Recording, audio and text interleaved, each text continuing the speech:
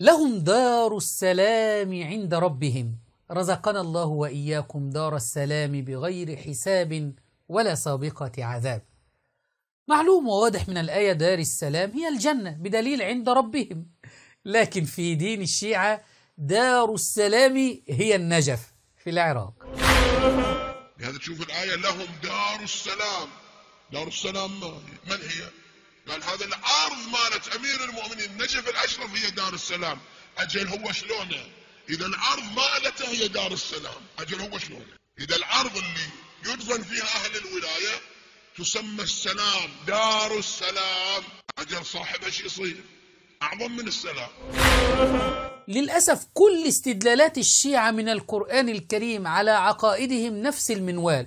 تكلموا عن إمامة علي رضي الله عنه يذهب إلى إمامة إبراهيم وإذ ابتلى إبراهيم ربه بكلمات إلى قوله إني جاعلك للناس إمام.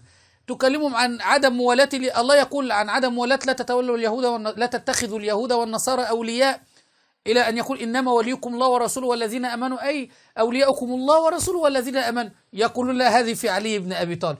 لهم دار السلام عند ربهم، الجنة جعلوها هي الأرض النجف التي في العراق، التي بها لطم وتطبير وشرك ودعاء لغير الله تبارك وتعالى، عمائم مزيفة.